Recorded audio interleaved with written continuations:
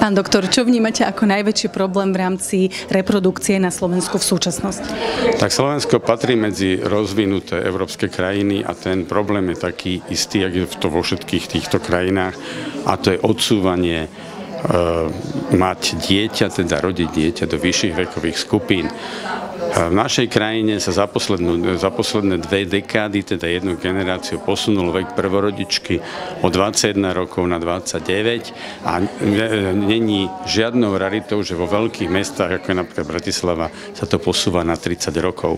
Čím samozrejme vďaka emancipácii, vďaka vývoju, ktorý je veľmi pozitívny pre ženy vo veľa smeroch, prichádzajú o polovičku toho svojho fertilného obdobia, lebo žena začne rodiť niekde okolo tej 20-ky, končí niekde okolo tej 40-ky a keď sa tomu začne venovať po 30-ke, tak samozrejme polka toho obdobia, ktoré bolo ešte, aj by som povedal, priaznivejšie na to mať deti, je minuté. To znamená, dneska určite odporúčam všetkým ženám, aby nestrácali čas, aby sa začali venovať tejto problematike čím skôr. A vnímate to teda aj vy v klinike asistovanej reprodukcie, že prichádzajú ženy, ktorých problémom nie je nejaká konkrétna diagnóza, ale problémom pri počatí je vek? No najväčším nepriateľom dnes liečby neplodnosti je vek.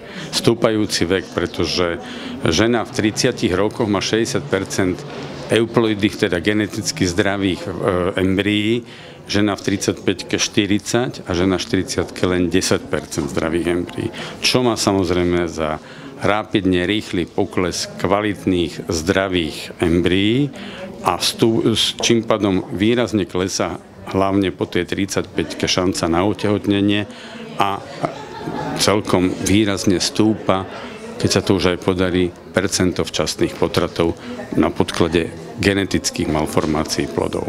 A aké má teda táto žena možnosti na riešenie tohto problému, že príde už v tom vyššom veku? Ako jej viete pomôcť?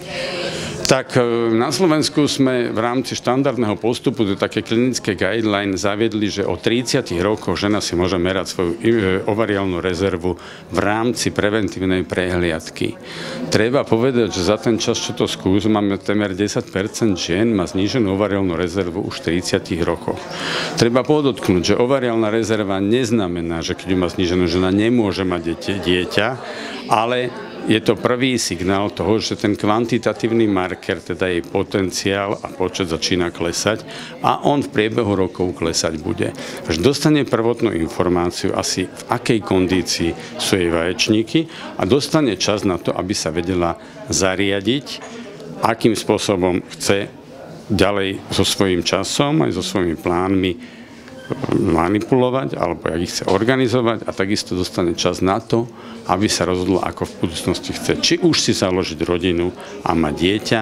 V prípade, že to ešte nemôže byť spoločensky, kariérne alebo nemá správneho partnera alebo partnera, s ktorými rozhodnú tie deti mať, ten má šancu na kryokonzerváciu oocitov, teda mrazenie vajíčok, ktoré môžu byť rozmrazené a oplodnené v neskoršom veku, takisto, jak to je napríklad pri onkologických pacientkách.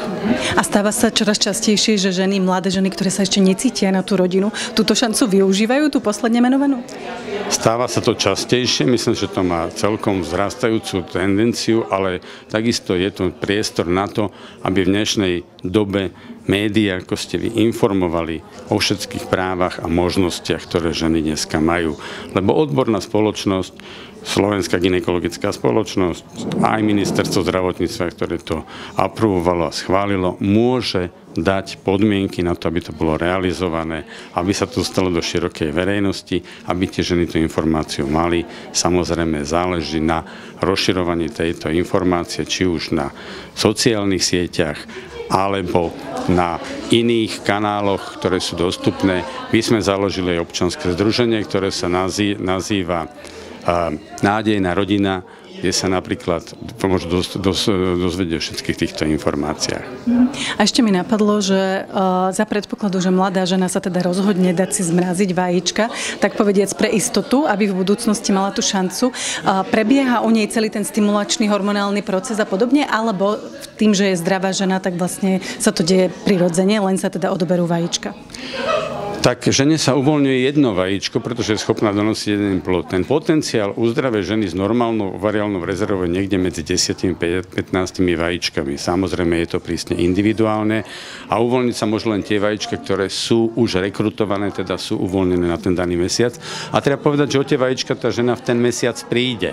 To znamená, že samozrejme dozrieva jedno vajíčko, ale žena prichádza radovo o desiatky vajíčok každý mesiac.